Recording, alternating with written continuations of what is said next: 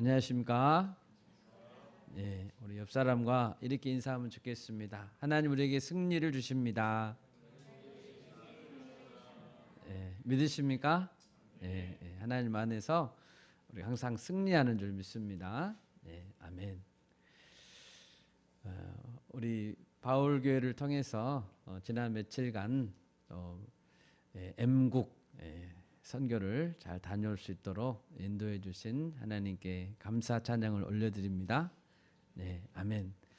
다녀와서 선교사님과 이렇게 또 카톡을 주고 받았어요. 그래서 우리 교회를 통해서 흘려주신 그 복이 또 미얀마 영혼들에게 잘 흘러갈 수 있도록 계속 기도해 달라고 요청해 주셨습니다. 우리가 때를 얻든지 못 얻든지 복음을 전하는 교회가 되기를 소망합니다. 네, 아멘. 사도 바울이 빌립보 교회를 이렇게 칭찬하는 그런 말씀이 있습니다. 빌립보 교회를 칭찬할 때 이렇게 칭찬했습니다. 1장 3절에서 5절인데요.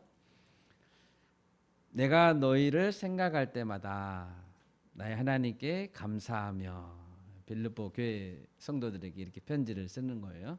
내가 너희를 생각할 때마다 나의 하나님께 감사하며 간구할 때마다 너희 무리를 위하여 기쁨으로 항상 간구함은 너희가 첫날부터 이제까지 복음을 위한 일에 참여하고 있기 때문이라 라고 했습니다. 그러니까 사도 바울이 볼 때 빌립보 교회가 복음을 위한 일에 처음부터 참여하고 있다. 이것 때문에 항상 하나님께 감사한다. 이런 인사를 했습니다. 우리 교회도 이렇게 복음에 참여하는 교회가 될 수 있기를 바랍니다. 네, 아멘. 오늘 계속해서 로마서 7장 말씀을 보겠습니다. 오늘 설교의 제목은 사망에서 누가 나를 건져내랴입니다. 방금 읽은 이 본문은, 로마서 7장 이 본문은 사도 바울 자신의 영적인 이 고뇌를 기록하고 있습니다.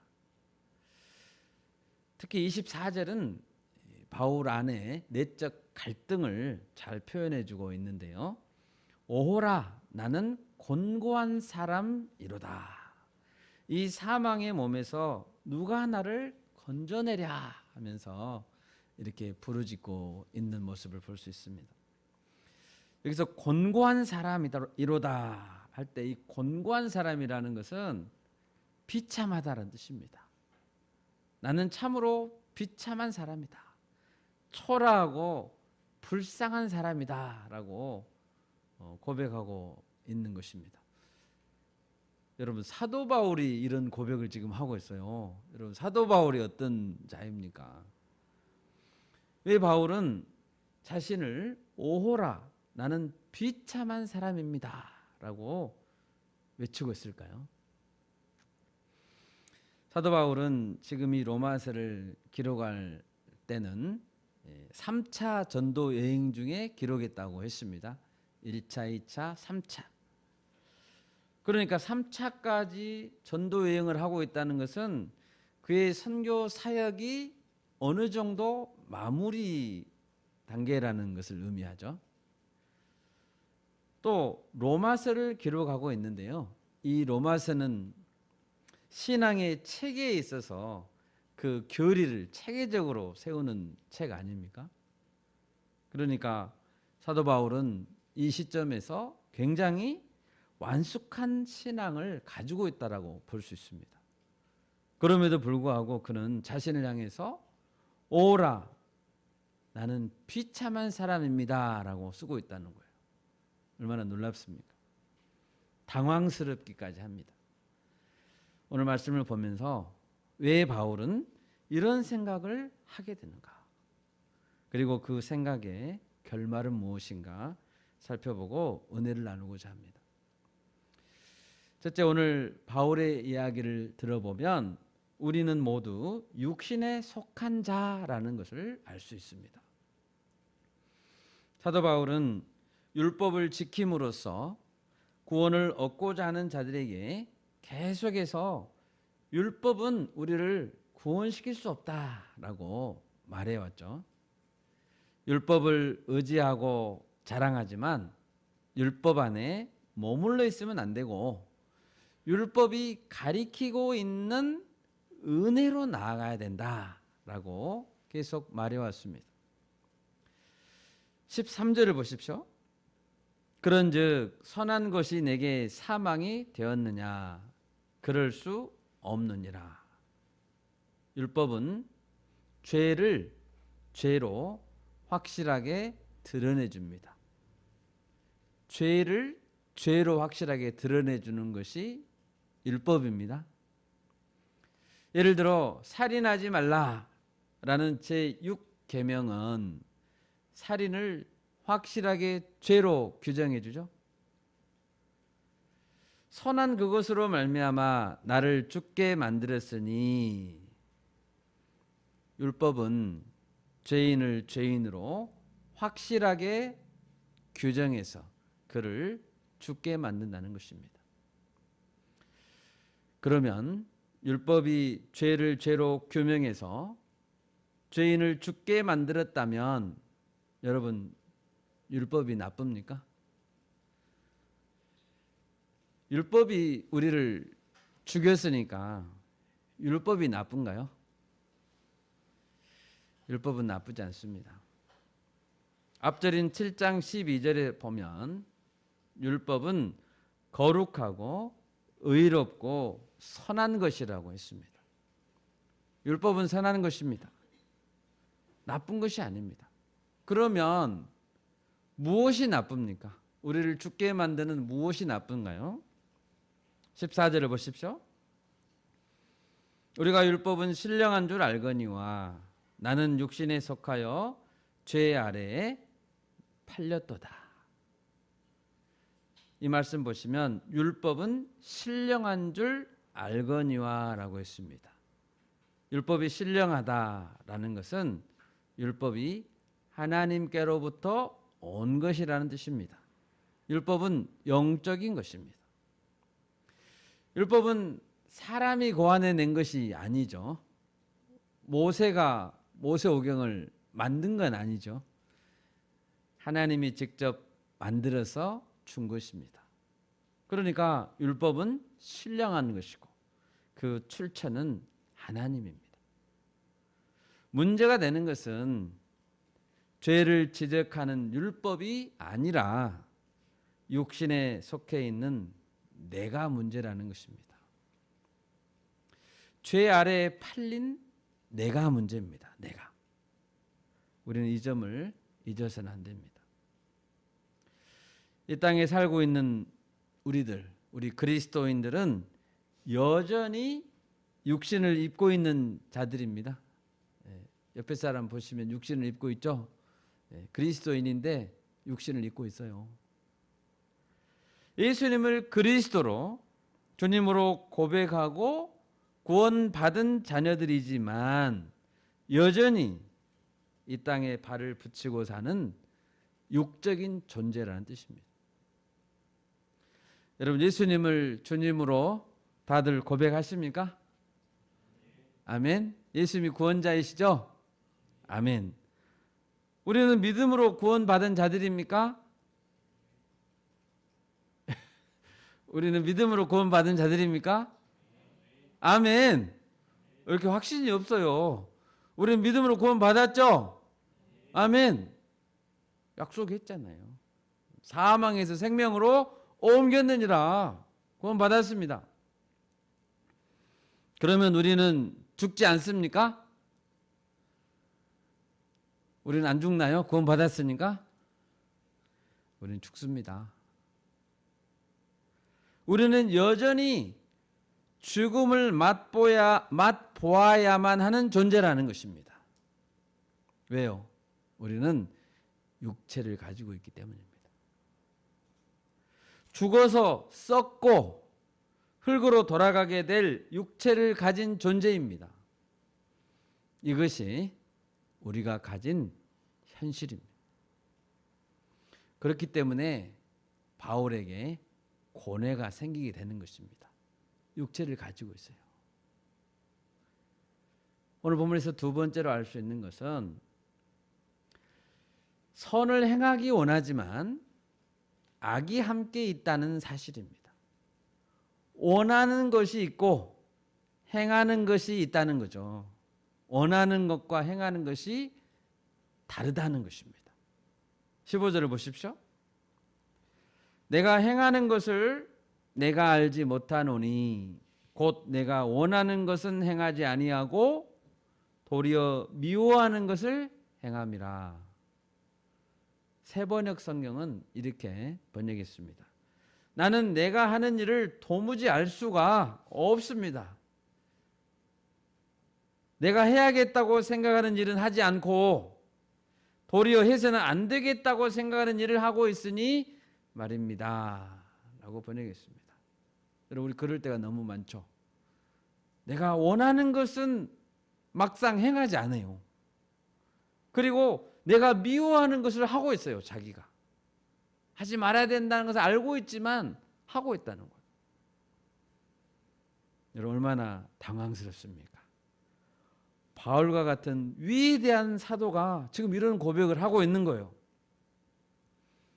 내가 원하는 것은 행하지 아니하고 도리어 미워하는 것을 내가 행하고 있다.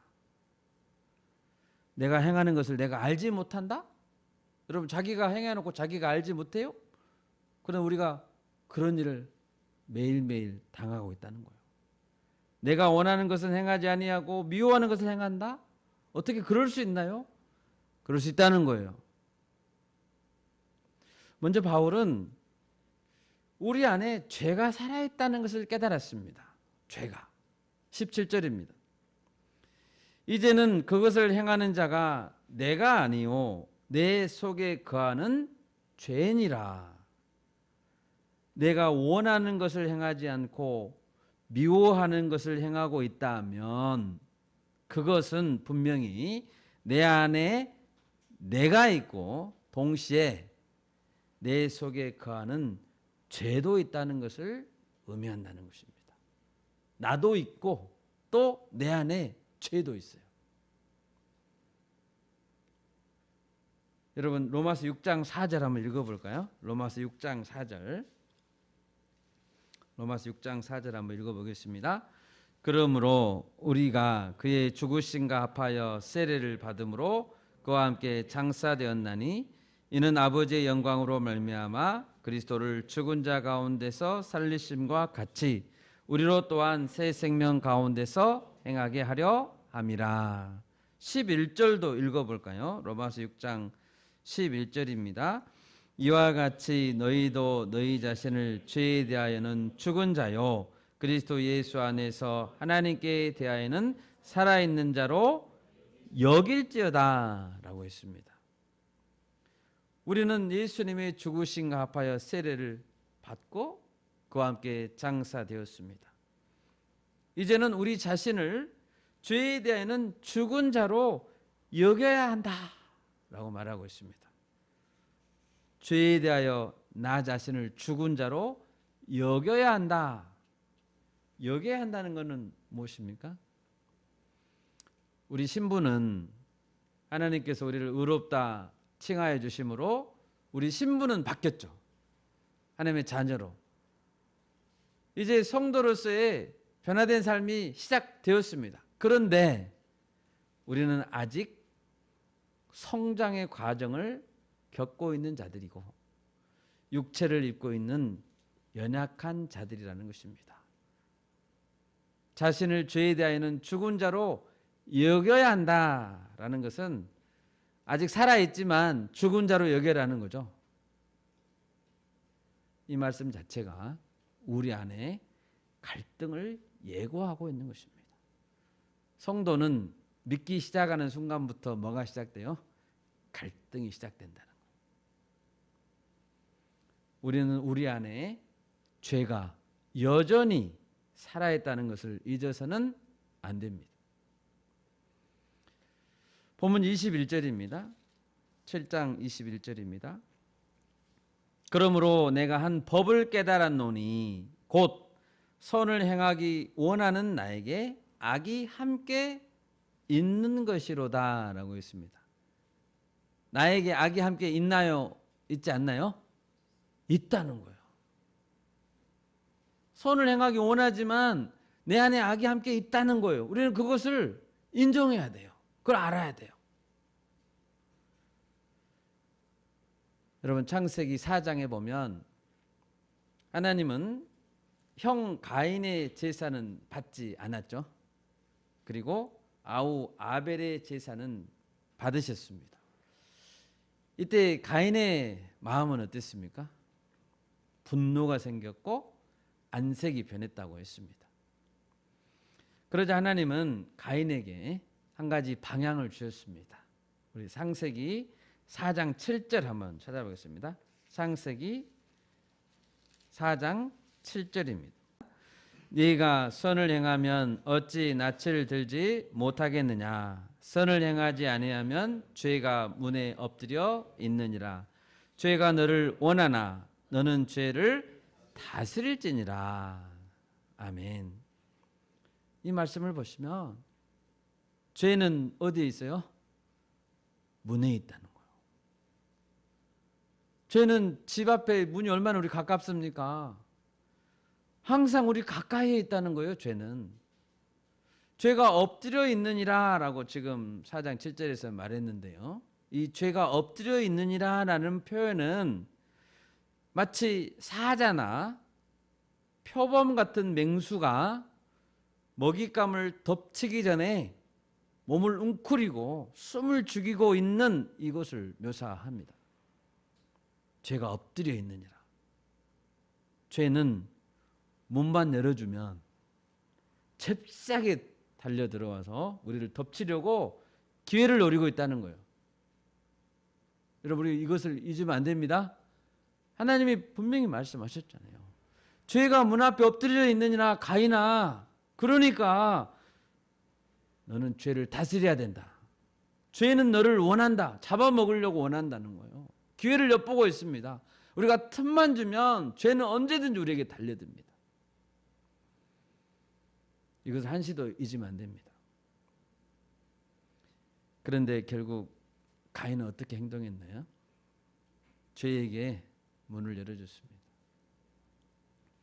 그러자 분노라는 이 맹수가 달려들어서 그를 잡아먹어버렸습니다. 가인은 분노라는 죄에게 잡아먹혔습니다. 잠식을 당하고 말았습니다. 그리고 동생 아벨을 쳐 죽이고 말았습니다. 여러분, 하나님은 가인에게 죄를 다스려라 라고 했는데, 그러면 우리는 어떻게 죄를 다스릴 수 있을까요? 바울은 한 가지 더 깨달았습니다. 바울이 깨달은 것은 결심으로는 결코 선을 행할 수 없다는 사실입니다. 많은 사람들은 이제 새해가 시작되면 떠오르는 태양을 바라보면서 다짐하죠. 올해는 반드시 이것을 꼭 해야 되겠다. 다짐합니다. 지난해 실패를 딛고 일어서서 성숙한 사람이 되어야 되겠다. 이런 다짐을 합니다. 그런데 막상 하루 이틀 살다 보면 결심대로 잘 안 되죠. 본문 18, 19절입니다. 내 속 곧 내 육신에 선한 것이 거하지 아니하는 줄을 아노니 원함은 내게 있으나 선을 행하는 것은 없더라. 내가 원하는 바 선은 행하지 아니하고 도리어 원하지 아니하는 바 악을 행하는도다. 바울이 지금 반복해서 본문에서 말하고 있는 게 있습니다. 15절을 보면 원하는 것은 행하지 않고 도리어라고 말하고 있죠. 16절에서도 내가 원하지 아니하는 그것을 행하면, 18절에서 원함은 내게 있으나, 19절에서 원하는 바 또 원하지 아니하는 바, 이 원한다는 것을 계속 지금 반복해서 이야기하고 있죠. 이와 같은 구절들을 보면 바울이 깨달은 것은 이것입니다.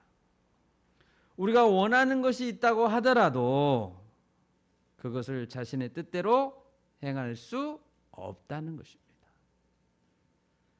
여러분 간절히 원한다고 할 수 있는 것이 아닙니다. 또 우리가 지식적으로 무엇이 옳고 무엇이 그르다는 것을 우리는 지식적으로 알 수 있죠. 그럼 지식적으로 모르는 사람은 없어요. 잘못됐다는 거 압니다. 그것이 법에 대한 지식이죠. 법을 아는 거죠. 그런데 그 지식은 우리에게 능력을 주지 못합니다. 법을 안다고 해서 그 법을 다 지키지 못하죠. 오히려 어떤 면에서 지능적인 범죄자들은 법의 틈새를 노립니다. 법을 더 많이 공부합니다. 그리고 법의 틈새를 노려서 더욱 지능적인 범죄자가 됩니다. 법을 아는 것이 죄를 막아주지 못해요.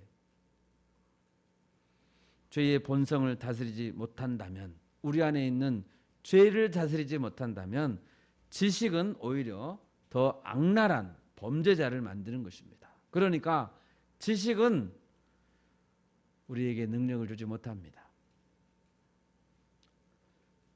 안타깝게도 우리의 간절하게 원하는 것, 결심, 지식, 경험 이런 것들은 죄와 싸워서 이길 수 있는 능력을 줄 수 없다는 것입니다. 22, 23절입니다. 22, 23절 우리 같이 한번 읽어보겠습니다. 시작. 내 속사람으로는 하나님의 법을 즐거워하되 내 지체 속에서 한 다른 법이 내 마음의 법과 싸워 내 지체 속에 있는 죄의 법으로 나를 사로잡는 것을 보는도다. 아멘. 속사람이 아무리 하나님의 법을 즐거워해도, 여러분 우리 하나님의 법을 즐거워하죠? 즐거워해서 막 찬양도 부르고 말씀도 부릅니다.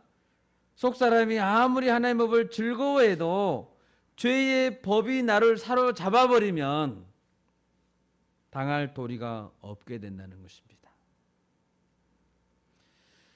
우리가 즐거워한다고 해서, 하나님의 법을 즐거워한다고 해서 죄를 이길 수 있는 것은 아닙니다. 결국 바울 안에 내적 갈등, 곤고함이 생길 수밖에 없었습니다. 여러분 사도 바울이라니까요. 지금 우리는 오죽하겠어요. 사도 바울이 이 정도인데. 오라 나는 곤고한 사람이로다. 이 사망의 몸에서 누가 나를 건져내랴. 지금 바울의 고백입니다. 여러분 이 모습은 모든 그리스도인들이 성화의 과정 가운데서 맞이할 수밖에 없는 내적 투쟁입니다. 거듭남은 믿음의 순간 시작하지만 그리스도를 닮아 성숙되는 것은 매일매일 조금씩 평생 지속되어야 하는 과정인 것입니다. 여러분 성화의 과정은 정말 긴 과정이에요. 성경에는 여러 인물들이 이런 내적 갈등을 겪었음을 보여주고 있습니다. 예를 들어 보겠습니다. 다윗은 어릴 때부터 하나님을 찬양하고 여호와의 명예를 위해서라면 자신의 목숨을 초계같이 버릴 수 있는 사람이었죠. 여러분 다윗은 그런 사람이었잖아요. 얼마나 말씀을 사랑했습니까? 즐거워했습니까? 그런데 다윗은 왕좌에 오르고 주변 나라들과의 정세가 안정되자 육체의 정욕에 빠지고 말았습니다. 그리고 그 죄를 덮고자 살인죄를 저질렀습니다. 여러분 얼마나 비참하게 됐습니까? 다윗이잖아요. 그는 시편 51편에서 고통스럽게 고백했습니다. 찾아보겠습니다. 시편 51편 1절에서 3절입니다. 하나님이여 주의 인자를 따라 내게 은혜를 베푸시며 주의 많은 긍휼을 따라 내 죄악을 지워주소서. 나의 죄악을 맑게 씻으시며 나의 죄를 깨끗이 제하소서.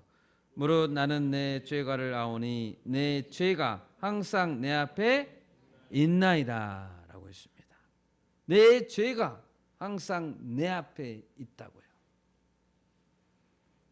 다윗은 항상 자신의 앞에 있는 죄와 싸워야 한다는 사실을 인정했습니다. 그리고 하나님 앞에 엎드렸습니다. 여러분, 엘리야는 어떻습니까? 엘리야, 그는 갈멜산에서 바알과 아세라 선지자들과 싸워서 이겼죠. 850명과 싸워 이겼습니다. 850대 1로 싸웠습니다. 얼마나 대단합니까? 이런 그가 이세벨의 위협에 두려움에 휩싸이고 말았습니다. 목숨을 걸고 싸웠던 담대함은 어디로 갔습니까? 여러분, 엘리야잖아요. 엘리야. 그 용맹한 엘리야는 어디 갔어요? 그 담대함은 어디로 가고 엘리야는 하루아침에 도망자가 됐습니다. 도망자가 되어서 로뎀 나무 아래에서 하나님께 고백했습니다. 주님, 저를 죽여주십시오. 여호와의 넉넉하오니 지금 내 생명을 거두어 주십시오라고 절망했습니다. 여러분, 우리는 이런 상반된 모습을 이해하기 어렵습니다. 어떻게 엘리야가 그럴 수 있는가? 여러분, 우리는 그럴 수 있습니다. 아멘. 우리 그럴 수 있어요. 우리는 결코 이런 엘리야를 비난할 수 없는 것입니다. 베드로는 어떻습니까? 베드로는 예수님께서 오늘 밤에 너희가 다 나를 버리리라 라고 했을 때 베드로는 어떻게 말했습니까? 모두 주를 버릴지라도 나는 결코 버리지 않겠습니다 라고 말했습니다. 결국 베드로는 어떻게 했죠? 3번 부인하고 말했습니다. 자신의 연약함 앞에 무릎을 꿇고 심히 통곡했다라고 기록되어 있습니다. 여러분, 우리는 선을 행하기 원합니다. 원하지만 항상 우리 안에 악이 함께 있음을 잊어서는 안 됩니다. 원하는 것과 행하는 것이 다를 수 있다는 것을 항상 우리는 기억해야 됩니다. 이것을 인정하지 않으면 우리는 더 넘어집니다. 더 위선적인 자가 됩니다. 그러면 이제 바울은 그래서 어떤 결말을 향해 나아갑니까? 어디에서 바울은 희망을 찾게 됩니까? 3번째로 사망의 몸에서 건져낼 분은 예수 그리스도라고 고백하고 있습니다. 25절입니다.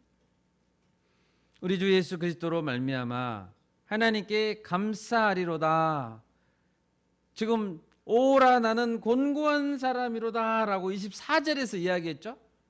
그런데 25절에서 우리 주 예수 그리스도로 말미암아 하나님께 감사하리로다 라고 고백하고 있습니다.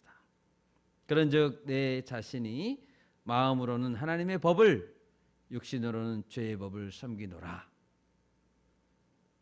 바울은 마음으로는 하나님의 법을 섬기기로 했더라도 육신으로는 아직 죄의 법을 섬긴다는 사실을 인정했습니다. 자신의 육신의 연약함을 인정한 거죠. 그리고 그 문제 해결의 돌파구는 바로 예수 그리스도라는 사실을 선포했습니다. 우리 안에 있는 나는 결코 죄를 이길 수 없습니다. 나는 죄를 못 이깁니다. 여러분, 인정하십시오. 나는 죄를 못 이겨요. 여러분, 죄와 싸우지 마세요. 다 집니다.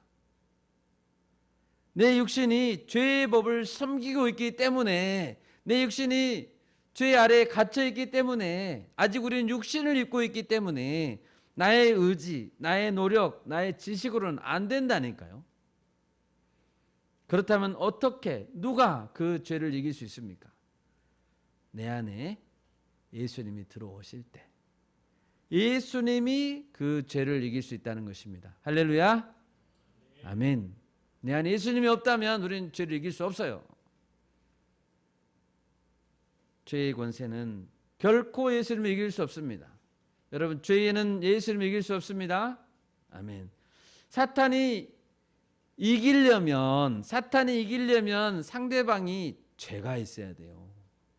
죄를 꼬투리 잡아서 죽여야 되거든요.